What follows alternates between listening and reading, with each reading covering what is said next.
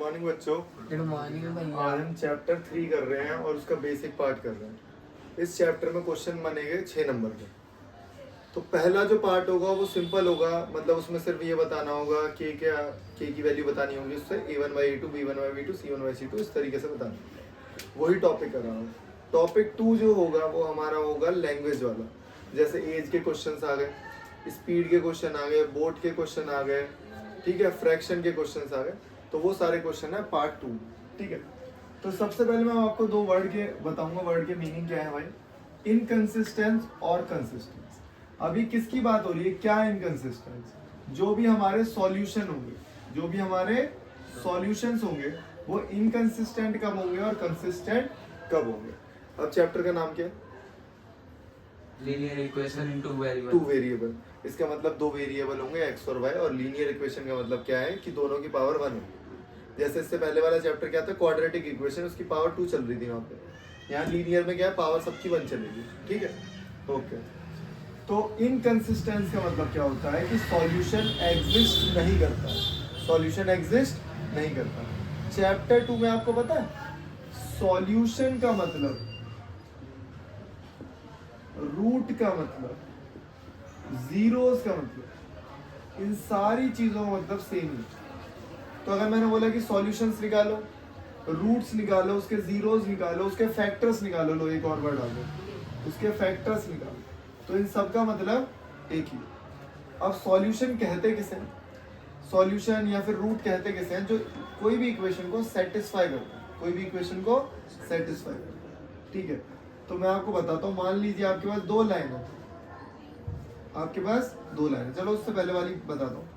ये हमारा ग्राफ था, और ग्राफ में हम लोगों को पहले ही एक्सरसाइज में 2.1 में क्या दिखा है कि उसमें दे रखी है एक फिगर ऐसे दे रखा है, ठीक है, एक फिगर हमें ऐसे दे रखा है, ठीक है, एक फिगर हमें ऐसे दे। तो उसमें हमें बताना है कि सॉल्यूशन कितने होंगे, पढ़ा है। तो हमने देखा कि अगर एक्स एक्सिस को जितनी बार लाइन काट रही है उतने ही सॉल्यूशन होंगे। तो एक पॉइंट पे यहाँ काट रही है, एक पॉइंट पे यहाँ काट रही है, 2 सॉल्यूशन।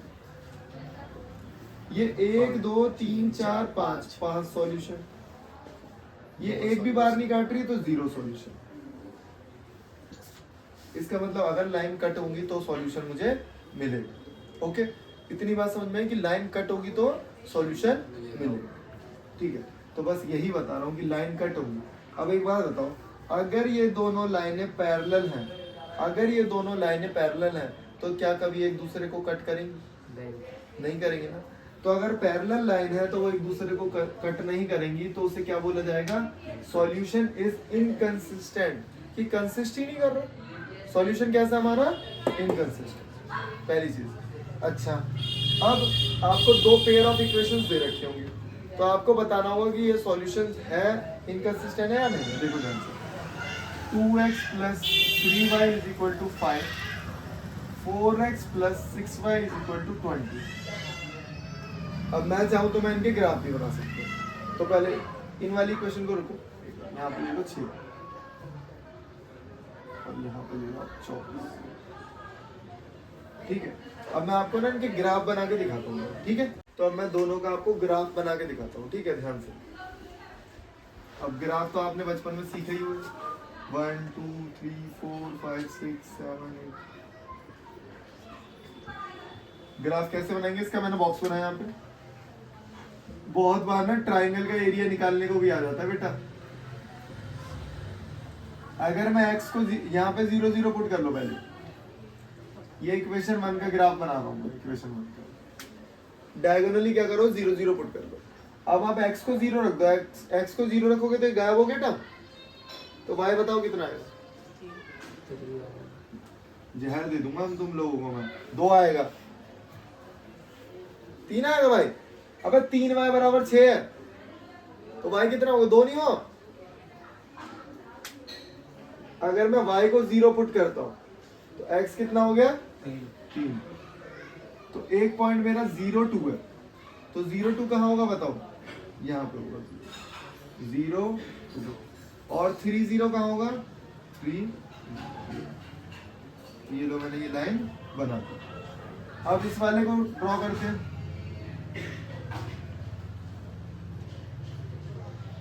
तो जब मैंने इस वाले को ड्रॉ किया x y 0 0, अगर x 0 हो गया तो y कितना होगा? 4 होगा। 4 होगा, बहुत बढ़िया। और यहाँ पे क्या आएगा? 6। तो 0 4 कहाँ है? ये रहा 0 4, 0 4 ये रहा, और 1 2 3 4 5 6, ये क्या है मेरा? 6 0। तो जब मैंने इसको ड्रॉ किया ये, तो ये लाइन कैसी है? Consistent. क्या ये लाइन कभी कटेंगे? नहीं। क्या ये एक दूसरे से टकरा रही है? नहीं। तो ये सॉल्यूशन क्या होंगे इसके? इनकंसिस्टेंट। तो हमें क्या करना है? हमें चेक करना है बस। अगर उन्होंने पहले ही बोल दिया कि सॉल्यूशन इनकंसिस्टेंट है, तो इसका मतलब ये करना है तुम्हें, a1 by a2 is equal to b1 by b2 is not equal to c1 by c2, कि ये दोनों सेम होंगे, मतलब इन दोनों का रेशियो सेम होगा। देखो 2 by 4, 3 by 6, 6/4। 6/24। तो मैंने देखा ये कितना आ रहा है? 2 1 by 2 कितना आ रहा है? 1/2 1 by 2 कितना आ रहा है? 1/4। जो कि नॉट इक्वल टू। तो सेटिस्फाई हो रही है कंडीशन? हाँ भी हो रही है। सेटिस्फाई तो हो रही है, पैरेलली तो आ रही है लाइन। तो पैरेलल लाइन की इक्वेशन क्या हो गई हमारी? ये हो गई। दूसरी चीज क्या याद रखनी है, बहुत बार यहाँ पे के लिख देगा वो। क्या लिख देगा यहाँ पे? के। अगर मैं यहाँ पे के लिख देता तो यहाँ पे आपका के होता, तो आप बड़े आराम से इसकी वैल्यू निकाल सकते थे। 2 by 4 k by 6, 6 को इधर भेज दो, हो गया 12/4 के। तो के की वैल्यू कितनी आ गई? 1/4। तो बस इतना याद रखना कि कब कौन सी इक्वेशन लगानी है। बच्चे क्या करते हैं, बोल दिया नो सॉल्यूशन तो कोई और सी इक्वेशन लगा दी, पैरेलल लाइन की बोल दिया, मतलब कुछ भी बोल दिया तो कुछ और लगा रहे हैं। तो वो तीनों इक्वेशन तीनों के सेटिस्फाई करनी चाहिए, वो वाले इक्वेशन लगाएंगे। तो अब हम सीखेंगे कंसिस्टेंट क्या होता है। कंसिस्ट का मतलब होना, क्या होना? सॉल्यूशन होना। तो सॉल्यूशन हमारे क्या है? इनकंसिस्टेंट से, वो हमने पढ़ लिया। अब हमें पढ़ना सॉल्यूशन हमारी कंसिस्टेंट है। तो इसमें दो टाइप है हमारे, एक तो है हमारा यूनिक सॉल्यूशन और एक है हमारा इनफाइनाइट मैनी सॉल्यूशन। अच्छा, अभी हमने क्या पढ़ा था कि अगर दो लाइनें टकराएंगी तो वो हमें सॉल्यूशन देगा, ठीक है? तो मुझे बताओ, दो स्ट्रेट लाइन है, बिल्कुल दो स्ट्रेट लाइन, वो कितने पॉइंट पे टकरा सकती है मैक्सिमम? ये वन इनफाइनाइट। इनफाइनाइट। और अगर मैं बोलूं मिनिमम तो 0, अगर वो पैरेलल है। लेकिन अगर मैं बोलूं दो नॉन पैरेलल लाइन है, दो कैसी है? नॉन पैरेलल लाइन है, तो वो कितने पॉइंट पे टकराएंगी? दो नॉन पैरेलल लाइन है, क्या ये आगे कहीं टकरा सकती हैं? ये आगे नहीं, तो एक पॉइंट पे टकराएंगी। तो इसे क्या कहा जाएगा? Unique solution. इसे क्या कहा जाएगा? इसकी एक कोई इक्वेशन होगी, a1 + b1 + c1 = 0। और इस वाली लाइन की भी एक इक्वेशन होगी, a2x + b2y + c2 = 0। तो बस हमें ये चेक करना है, a1 by a2 अगर नहीं है बराबर b1 by b2, आगे चेक करने की जरूरत ही नहीं मुझे, बस यही कंडीशन अगर सेटिस्फाई हो गई है तो वो यूनिक सॉल्यूशन है। तो पता अभी तुम्हारे पेपर में जो क्वेश्चन आया था वो यही क्वेश्चन था exactly। अभी मैं कराऊंगा इस क्वेश्चन को, ठीक है? तो यहाँ पे दो मैंने इक्वेशंस लिखी है और उसमें बोला यूनिक सॉल्यूशन है। तो यूनिक सॉल्यूशन की इक्वेशन क्या है? ये। तो यहाँ पे लिखूंगा k/3 is not equal to 2/6। अब दिमाग लगाओ, बताओ k की वैल्यू क्या आएगी? क्या ये दोनों वैल्यू कट हो रही? 3 को उधर भेज दो, 6 मतलब k is not equal to 1। इसका मतलब पता क्या? k की मैं कुछ भी वैल्यू रख दूं, बस 1 नहीं रखूंगा। जैसे ही 1 रख दूंगा तो ये 1/3 और ये 1/3 आ जाएगा, तो पैरेलल लाइन हो जाएगी, मतलब 1 पे सेटिस्फाई नहीं होगी। तो all values except k = 1 is valid in that equation. बस ये लिखना होता है, ठीक है? तो कई बच्चे क्या करते हैं, k1 लिख दे, ऐसे भी लिख देंगे k2 3 4, वो भी गलत है। या तो लिखो k2 3 4, भाई माइनस में भी हो सकती है वैल्यू, तो कुछ भी हो सकती है। तो आपको लिखना है except 1 all values of real number is applicable, ठीक है? ओके। अब हमें एक टॉपिक और करना है जो कि लास्ट है, इनफाइनाइट मैनी सॉल्यूशन। अब इनफाइनाइट मैनी सॉल्यूशंस का मतलब क्या है? मैंने आपको बताया जहां पे लाइन टकराएंगी एक दूसरे से वो सॉल्यूशन देगा। अब एक बात बताओ, अगर एक लाइन ये रही और इसी के ऊपर एक और लाइन है, अगर इसी के ऊपर दूसरी लाइन है तो क्या होगा? इसका मतलब ये तो हर पॉइंट पे टकरा रही है, ये तो हर पॉइंट पे टकरा रही है। अगर हर पॉइंट पे टकरा रही है तो इसके तो कितने सारे सॉल्यूशन होंगे, तो उसे कहा जाता है इनफाइनाइट मैनी सॉल्यूशन। और उसकी इक्वेशन होती है a1/a2 is equal to b1/b2 is equal to c1/c2। मैं एक इक्वेशन लिख रहा हूँ, ध्यान से देखिए। 2x plus 3y is equal to 6 और 4x plus 6y is equal to 12। ध्यान से देखना, क्या 2/4 is equal to this is equal to this, 1/2 1/2 1/2, क्या तीनों बराबर है? और तीनों बराबर है तो अगर मैं इक्वेशन बनाऊंगा तो इनफाइनाइट मैनी सॉल्यूशन आएगी। मैं बना के भी दिखाता हूँ ध्यान से ग्राफिकली। अब मैं इसका बॉक्स बना रहा हूँ भाई, इसका बॉक्स बना रहा हूँ मैं यहाँ पे सॉल्यूशन के लिए। तो मैंने देखा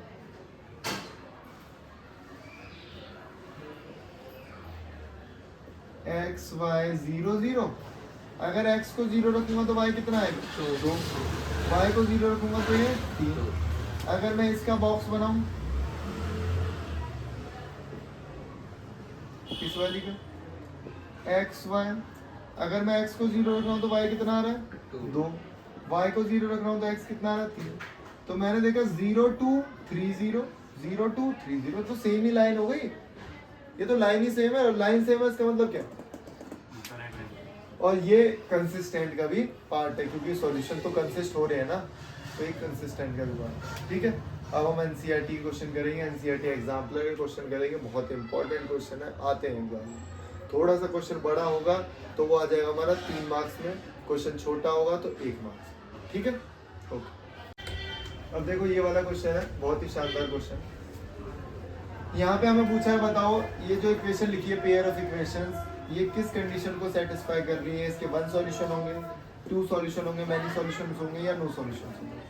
तो सबसे पहले हम क्या करते हैं, 5/3 a1/a2 15/9 और 8 24/5। ठीक है, अब यहाँ तो मैंने देखा 5/3 आ रहा है, और इसे काट के भी 5/3 ही आ रहा है। इसका मतलब 5/3, और बच्चे पता क्या सोचते हैं जल्दी से, अरे 5/3 कॉमन है और ये दोनों तो मुझे बराबर लग नहीं रहे, तो इसका मतलब a1/a2 b1/b2 not equal to c1/c2। उन्होंने लगाया नो सॉल्यूशन, पैरेलल है, लेकिन गलत है। तो मैं पता ये भी बराबर है। पूछे कैसे भाई? ये 5 चला जाएगा ऊपर, तो जब ये 5 ऊपर चला जाएगा तो 8 × 5/24 कट करना है इसे, 24 को 8 से 3, तो ये क्या आ गया? 5/3। इसका मतलब a1/a2 b1/b2 is equal to c1/c2 infinite many solution. तो यहाँ पे इन्होंने ट्विस्ट क्या दिया कि ये इन्होंने ये वाली वैल्यू दी और बच्चे उधर ही घबरा गए। उन्होंने देखा ये तो हो ही नहीं सकता और जल्दीबाजी में करते हैं एमसीक्यू, खत्म क्वेश्चन। एनसीईआरटी एग्जाम्पलर में जो क्वेश्चन मतलब लगा लो 30% पेपर एग्जाम्पलर से सेट हो, लेकिन उनको बार बार करोगे ना तभी लगा पाओगे उसके क्वेश्चन, क्योंकि क्वेश्चन ही इतने टफ होते हैं उसके, समझे? बता लो। अब 2 इक्वेशन अगेन दे रखी है और बोला है दोनों पैरेलल है, तो पैरेलल की इक्वेशन क्या है? a1/a2 is equal to 2k पूरा है वो, b1/b2 is not equal to, ये उधर जाएगा तो माइनस होगा। ये बहुत बड़ी गलती कर देते हैं बच्चे, इधर भेजोगे तो माइनस हो जाएगा, लेकिन मुझे उससे कोई मतलब नहीं है, मुझे तो ये देखना है। तो मैंने देखा 3/2 इज इक्वल टू 2/5k, 5 को इधर पहुंचा दो, 15/4 आ गया क्या? लगाओ टिक, आगे बढ़ो। ठीक है, ये क्वेश्चन है जो कि 3 मार्क्स में आ रहा है और बहुत इंपॉर्टेंट क्वेश्चन है। इसमें क्या बोला है? एक इक्वेशन ये रही और एक इक्वेशन ये रही और इनफाइनाइट मैनी सॉल्यूशन। तो इनफाइनाइट मैनी सॉल्यूशन में हमने क्या पढ़ा था बताओ? a1/a2 is equal to b1/b2 is equal to c1/c। ठीक है, अब इसमें हमें देखना है, तो मैंने कहा a1 तो मेरा 4 है और बाकी 2p + 7q is equal to 5/p + 8q is equal to 2/2q - p + 1। ये नंबर लिखे। अब मेरे 2 वेरिएबल है तो 2 इक्वेशन बनेंगी, दो वेरिएबल है ना पी और क्यू, तो एक इक्वेशन में सॉल्व नहीं हो सकता क्वेश्चन, तो ध्यान से देखना। अब आपकी मर्जी है, एक बार या तो आप इन दोनों को कंपेयर कर लो, या आप एक बार इन दोनों को कंपेयर कर लो, या आप एक बार इन दोनों को कंपेयर कर लो, जो आपको ठीक लगे। ठीक है, तो पहले मैंने इन दोनों को लिया 4/2p + 7q, क्रॉस मल्टीप्लाई करूंगा 4p + 8q। देखना कोई क्वेश्चन में गलती ना हो। 4p + 32q 10p + 35। अब इसको इधर लेके आओ तो हो जाएगा -6p। इसको उधर लेके जाओ 2 3q प्लस का 3q। 3q। तो अगर q की वैल्यू लिखूं तो माइनस कितना आ रहा है? 6p/3q 2। ओके, अब एक बार इन दोनों को बराबर कर लेते हैं, या इन दोनों को रख लो और आसान पड़ेगा। 4/2p + 7q = 2q minus p + 1। -p + 1। अच्छा एक बात बताओ, ये दोनों ऊपर ही ऊपर कट रहे हैं, तो मैंने क्या बताया, ये दोनों कट सकते हैं, तो आप अगर काटना है तो यहीं पे काट लो। ये आ गया 2, ये आ गया 1, क्रॉस कर दो।